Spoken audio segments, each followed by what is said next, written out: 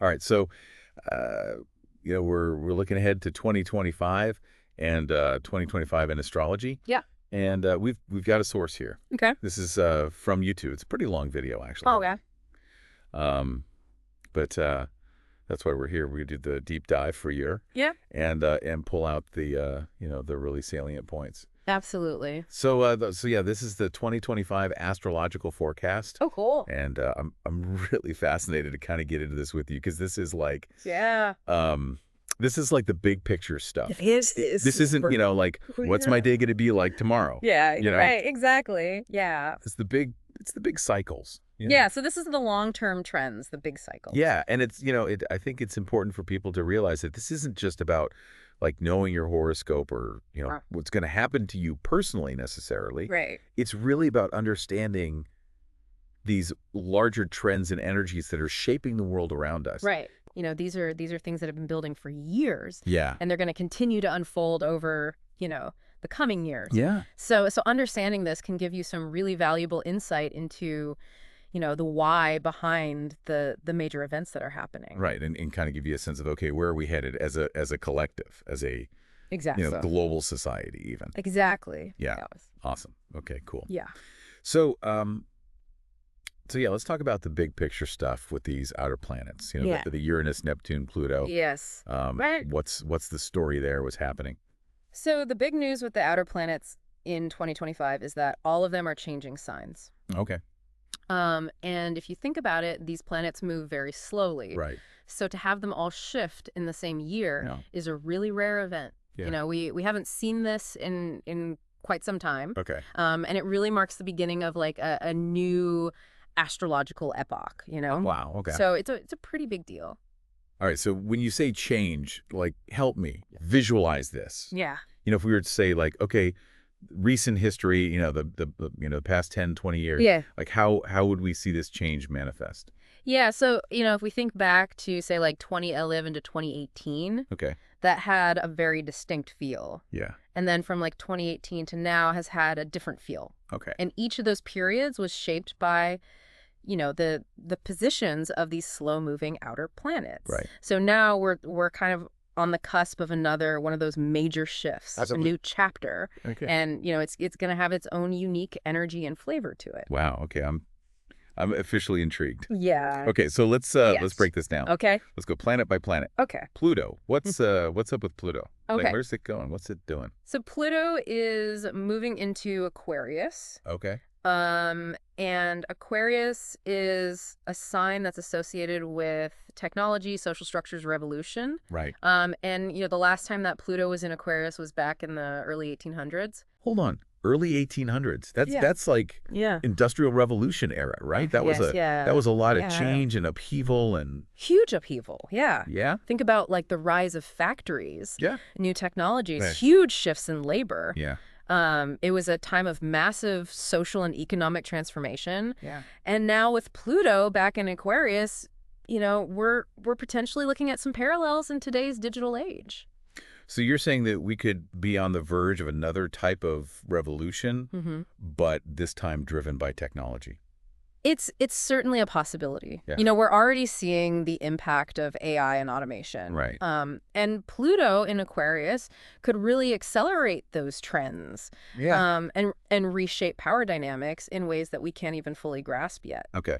So it's a pretty potent transit. And this Pluto in Aquarius transit, it's not just a global thing, right? The U.S. specifically is being affected by this as well. Absolutely. So this is where it gets really interesting, because the United States is actually experiencing its Pluto return. Okay, Pluto return for a country. Break that down for me. Okay, so Pluto return basically means that Pluto is returning to the exact same position it occupied when the U.S. Constitution was signed back in 1787. Gotcha. So, Pluto is all about transformation, often through really intense and sometimes destructive processes. Right. So while Pluto return for a nation, you can think of it as kind of a reckoning with its shadow side, its deepest flaws, its unresolved issues. So for the U.S., could this mean a major upheaval of its founding principles and structures? It's certainly a possibility, yeah. Wow. It could manifest in various ways from, major political and social reforms Okay. to even like a deeper examination of the Constitution itself. Right. It's a time when the foundations of the country Yeah. are really being tested and potentially reshaped. And just to add to this potentially tumultuous energy, Yeah. Uranus is also making a move. Exactly. What's the story there? So Uranus, the planet of disruption and innovation, is heading back into Gemini, the sign of communication and information. And what's really interesting is if you look back at history, every time Uranus has been in Gemini, the United States has entered a major war. Like Revolution, Civil War, World War II. Those are the ones, yeah. Wow. It's a pretty striking correlation. Yeah. And it definitely raises questions about what this Uranus and Gemini transit might bring for the U.S. in terms of, conflict and global involvement. Okay, so we've got Pluto in Aquarius, potentially shaking up power structures, testing the foundations of the U.S. Yeah. We've got Uranus in Gemini historically coinciding with periods of war for the U.S. What other cosmic players do we need to be aware of? So Neptune, the planet of dreams and illusions, is entering Aries, the sign of action, war, initiative. And the last time this happened was during the U.S. Civil War. Which was a time marked by, fervent idealism, but also a lot of confusion about, who the enemy truly was. Right. So this Neptune in Aries energy, could it create a kind of fog of war, making it harder to discern truth from fiction? It's certainly a possibility. Think about the rise of deepfakes and the increasingly blurred lines between reality and fabrication. This Neptune in Aries energy could really amplify those trends and make it even more challenging to navigate the information landscape. Okay, that's a little unsettling. Yeah. Okay, so we've got these three outer planets, Pluto, Uranus, and Neptune, all bringing some pretty intense energy to the table. Yeah. Is there any counterbalance to all of this? Anything offering a bit of stability or grounding? Well, Saturn, the planet of limitations and reality checks, is also moving into Aries.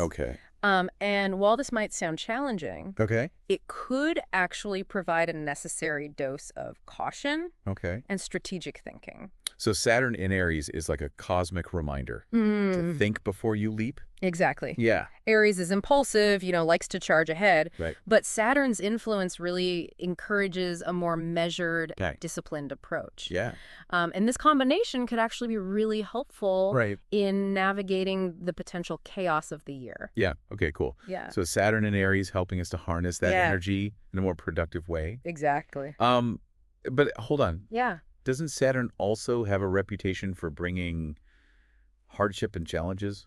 That's true. Okay. Saturn can definitely bring limitations and obstacles. But it also teaches really valuable lessons about patience, resilience, focusing on what truly matters. And in Aries, it could really highlight the need for careful planning and a willingness to work hard to achieve our goals.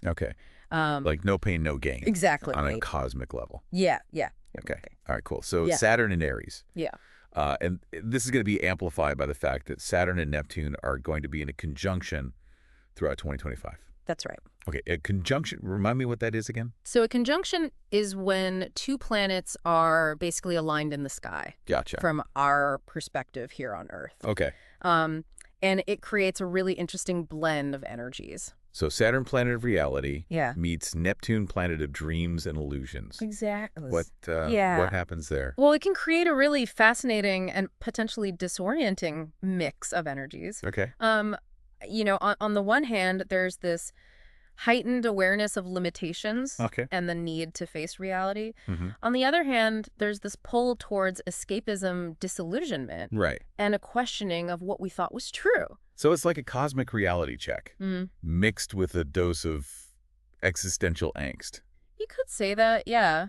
Yeah, this Saturn-Neptune conjunction could definitely bring a sense of uncertainty and a need to reevaluate our beliefs and values. And this is happening on a global scale? Yeah. It can also manifest on a personal level.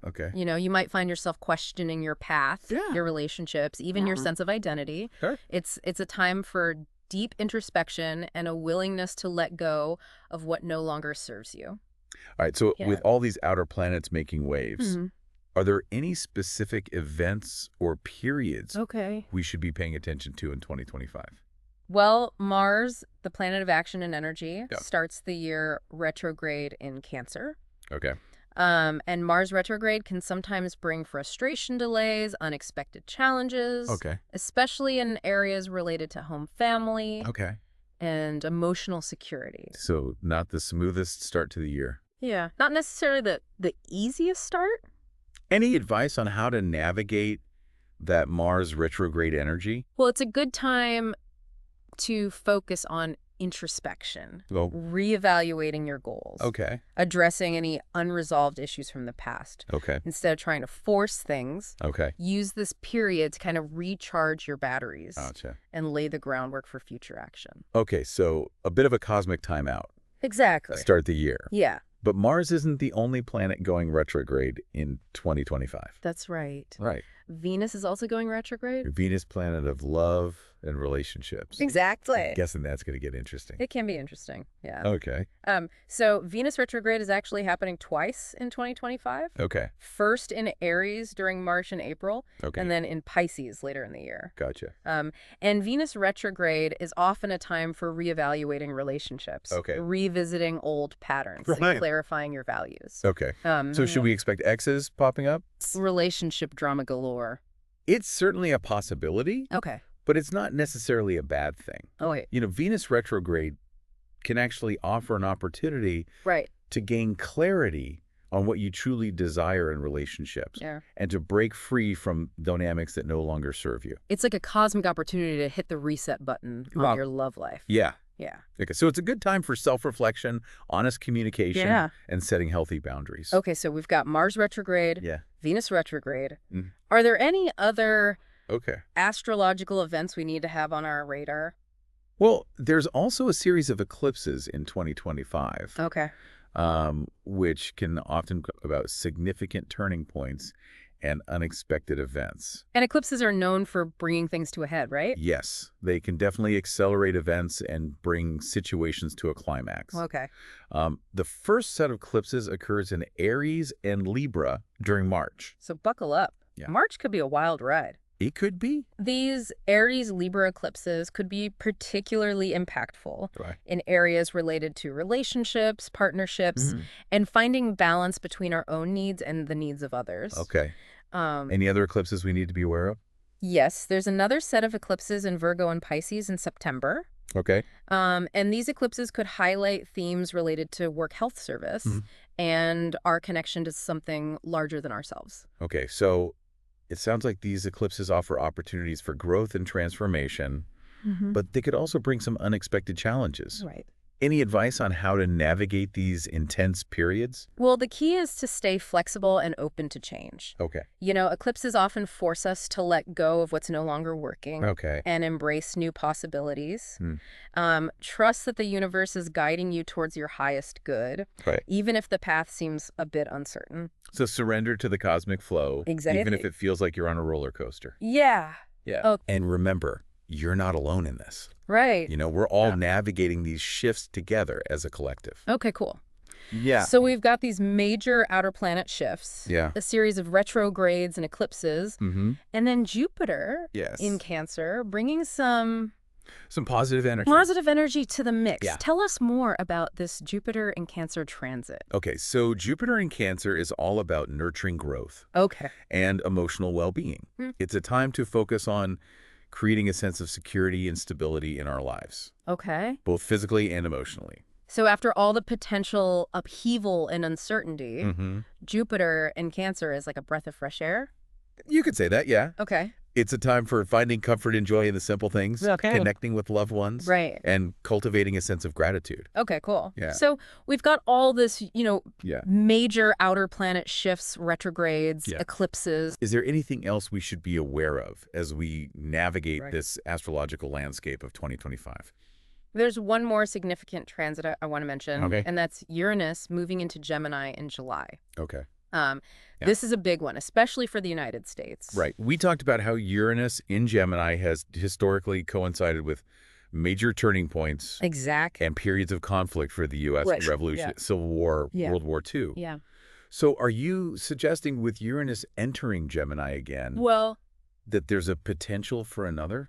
I mean, it's impossible to say for certain. Right. But the astrological symbolism certainly suggests a period of intense change and upheaval, Okay. potentially involving, conflict or a redefinition of America's role in the world. Right. So it's a transit to watch closely. Yeah. But, Uranus is also the planet of innovation and progress. Right. So, maybe this transit could also bring about some positive breakthroughs and advancements, especially in areas related to technology and communication. So it's not all doom and gloom. Right, exactly. With Uranus and Gemini. It's about finding the balance between the disruptive and the innovative, the challenging and the transformative. Okay.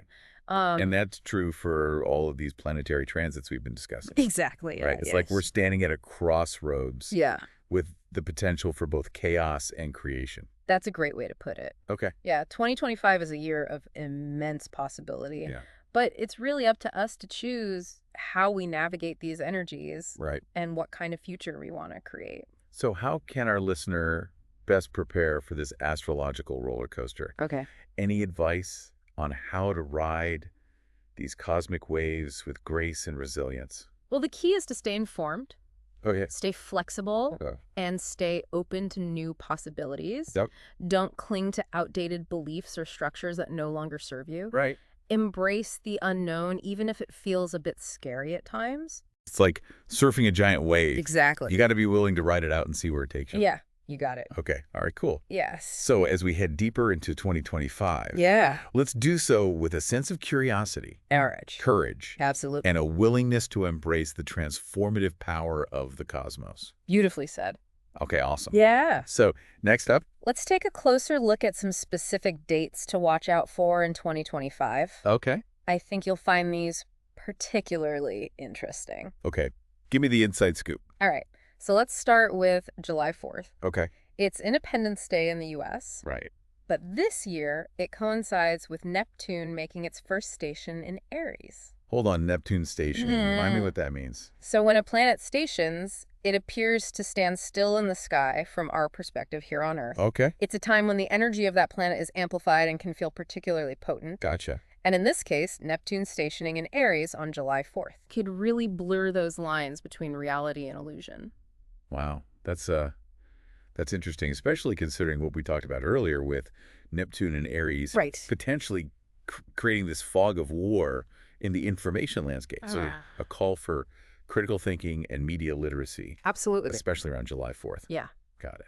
Be discerning. Okay. What else? Just 3 days later, on July 7th. Okay. Uranus makes its grand entrance into Gemini. Oh, wow. This is a date to circle on your calendar. Okay. As it could mark the beginning of a new era of technological disruption and innovation. Okay. Especially in communication and information sharing. So double whammy of potent planetary energy. Double the punch. In the first week of July. Yeah. Neptune stationing in Aries on the 4th. Right. Then Uranus moving into Gemini on the 7th. That's right. Buckle up, everyone. Yeah. Okay. And then just a week later, on July 13th, Saturn makes its first station in Aries. Remember that tension we talked about between Saturn's need for caution and Aries' impulsive energy? Right. Well, this station could bring those tensions to a head. Okay, so July is shaping up to be a pretty intense month. It could be, yeah. Astrologically speaking. Yeah. Any advice on how to navigate this energy on a personal level? Well, it's a good time to be mindful of your actions. Okay. And avoid making any rash decisions. Okay. Think before you leap. Okay. Especially when it comes to anything related to work career. Right. Or taking on new responsibilities. Okay. Be open to new possibilities, but also be discerning. And remember, self-care is crucial during times of heightened energy and potential stress. Okay, so July is all about navigating potent energy. Yeah. With a mix of boldness and caution. That's right. Got it. Anything else on the horizon? Well, as we move into the fall, things get interesting again. Okay. Remember how those outer planets, Saturn, Neptune, and Uranus, all shifted into new signs in the middle of the year? Yes. Well, get this, they're all going retrograde and heading back to their previous signs by the end of the year. It's like they're having second thoughts. Well, it's not so much second thoughts as it is a chance to integrate those new energies. Okay. And tie up any loose ends before fully committing to the next chapter. So a bit of cosmic reflection and reevaluation. Exactly. Yeah, okay. So Saturn retrogrades back into Pisces on September 1st. Okay. Neptune follows suit on October 21st. Gotcha. And Uranus rejoins the party in Taurus on November 7th. All right, so the last quarter of the year is all about revisiting familiar territory. Yeah. But with a new perspective. That's a great way to put it, yeah. It's like going back to your hometown after being away for a long time. Everything seems familiar. Yeah. But you've changed, and you see things with new eyes. Exactly. And what's particularly interesting is that these retrogrades coincide with another round of eclipses. Okay. This time in Virgo and Pisces. Gotcha. The first eclipse occurs in Pisces on September 7th, followed by a Virgo eclipse on September 21st. So we've got this potent combination of retrograde energy Right. and eclipses during the fall. Yeah. What might that bring? Well, this combination really emphasizes the themes of completion, letting go, and preparing for a new chapter. Okay. You know, eclipses often bring about major endings and beginnings. And with those outer planets retrograding, we're being given a chance to clear out the old and make space for the new. It's like a cosmic decluttering session. Exactly. Okay. And the fact that Saturn is retrograding back into Pisces during this eclipse season suggests that we may need to confront some uncomfortable truths or unresolved issues, particularly in areas related to our beliefs, spirituality, or sense of purpose. So it's not exactly going to be a walk in the park. It might be a little bumpy. Yeah. But sometimes you got to face the shadows to let the light in. Exactly. Yeah. And remember, Jupiter will still be in Cancer. It's sign of exaltation. Throughout this time, offering a much-needed dose of optimism and support. Okay, so even though the end of the year may bring some challenges, we got Jupiter's benevolent energy to help us navigate through them. Absolutely. What a year. Yeah, it's going to be a big one. Major planetary shifts, retrogrades, eclipses. It's almost overwhelming. It is a lot to take in. Yeah. But remember, these transits are just energies. They don't dictate our lives. They simply offer possibilities and challenges. Ultimately, it's up to each of us to choose how we respond to these energies and create our own experiences. So what's the biggest takeaway you'd like our listener to remember as they head into 2025? What's the key to navigating this astrological landscape with grace and resilience? You know, the key is to stay informed, stay flexible, and stay open to new possibilities. Okay. Don't cling to outdated beliefs or structures that no longer serve you. Embrace the unknown, even if it feels a bit scary at times. Like surfing a giant wave. Exactly. You got to be willing to ride it out and see where it takes you. You got it. Okay. All right, cool. Okay. All right, cool. So, yeah, we were talking about that you had some dates. Oh, yeah. That we should be paying attention to. Right. Yeah. Let's look at those. Okay. Yeah. So as we move into the fall, things get interesting again. Remember how those outer planets, Saturn, Neptune, and Uranus, all shifted into new signs in the middle of the year? Yeah. Well, get this. They're all going retrograde and heading back to their previous signs by the end of the year. Oh, wow. It's like they're having second thoughts. Well, you know, it's not so much second thoughts as it is a chance to integrate those new energies. Okay. And tie up any loose ends before fully committing to the next chapter. So a bit of cosmic reflection and reevaluation. Exactly, yeah. Okay. So Saturn retrogrades back into Pisces on September 1st. Okay. Neptune follows suit on October 21st. Okay. And Uranus rejoins the party in Taurus on November 7th. All right, so the last quarter of the year is all about revisiting familiar territory. But with a new perspective. That's a great way to put it, yeah. It's like going back to your hometown after being away for a long time. Everything seems familiar. Yeah. But you've changed, and you see things with new eyes. Exactly, and what's particularly interesting is that these retrogrades coincide with another round of eclipses. Okay. This time in Virgo and Pisces. Gotcha. The first eclipse occurs in Pisces on September 7th. Okay. Followed by a Virgo eclipse on September 21st. So we've got this potent combination of retrograde energy and eclipses during the fall. Yeah. What might that bring? Well, this combination really emphasizes the themes of completion, letting go, and preparing for a new chapter. You know, eclipses often bring about major endings and beginnings, and with those outer planets retrograding, we're being given a chance to clear out the old and make space for the new. Like a cosmic decluttering session. Exactly. And the fact that Saturn is retrograding back into Pisces during this eclipse season suggests that we may need to confront some uncomfortable truths or unresolved issues.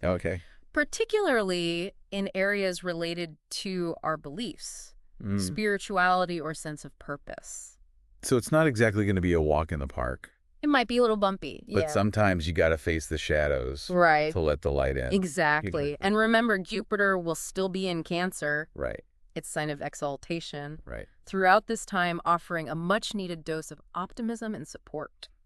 Okay, so even though the end of the year may bring some challenges, we've got Jupiter's benevolent energy to help us navigate through them. Absolutely. What a year. Yeah, it's going to be a big one. Major planetary shifts, retrogrades, eclipses. It's almost overwhelming. It is a lot to take in. Yeah. But remember, these transits are just energies. Right. They don't dictate our lives. Right. They simply offer possibilities and challenges. Right.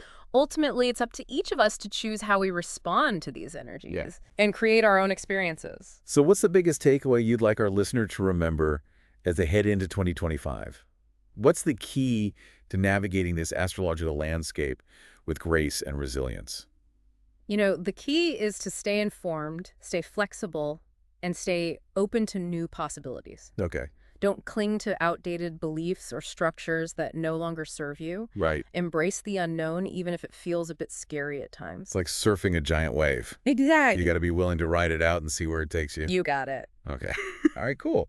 Well, hey. Yeah, this has been a fascinating conversation. I really appreciate you breaking all this down for us. That's my pleasure, absolutely. And yeah, this has been a very interesting deep dive into the 2025 astrological forecast. Yeah, it's going to be an exciting year, that's for sure. Lots to watch out for, lots to be aware of. Absolutely. So, yeah, for all of you listening out there, thank you so much for tuning in. Yeah, thanks, everyone. And yeah, we encourage you to go back and revisit the parts of this deep dive that resonated most deeply with you.